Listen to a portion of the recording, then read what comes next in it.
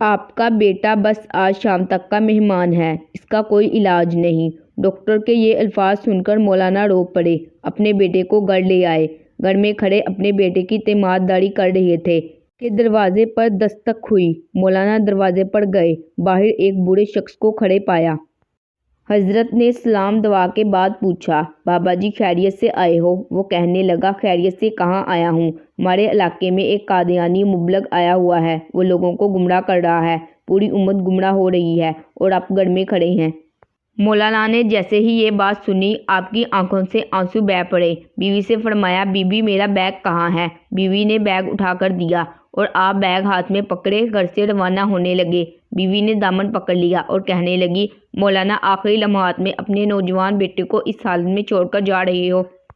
مولانا نے آسمان کی طرف نظریں اٹھائیں اور رو کر روانہ ہونے لگے تو بیٹے نے کہا، ابا جان میں آج کا مہمان ہوں، چند لمحے تو انتظار کر لیجئے، میری روح نکل رہی ہے، مجھے اس حال میں چھوڑ کر جا رہے ہو؟ مولانا نے اپنے نوجوان بیٹے کو بوسہ دیا اور رونے لگے اور فرمایا، اے بیٹے، بات یہ ہے کہ میں محمد صلی اللہ علیہ وسلم کے دین کی خاطر جا رہا ہوں۔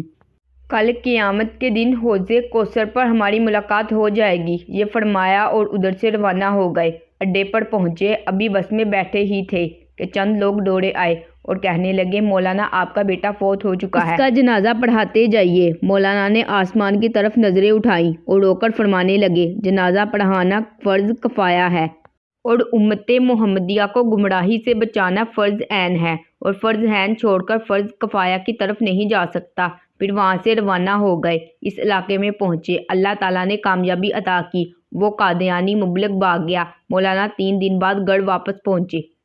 بیوی قدموں میں گر گئی اور رو کر کہنے لگی، مولانا آپ جا رہے تھے تو بیٹا آپ کی راہ تاکتا رہا اور کہتا رہا، جب ابا جان واپس آ جائے تو انہیں میرا سلام عرض کر دینا۔ مولانا نے جب یہ سنا تو فوراً اپنے بیٹے کی قبر پر گئے اور دعا مانگنے لگے، اے اللہ، ختم نبوت کے وسیلے سے میرے بیٹے کی قبر کو جنت کا باغ بنا دے۔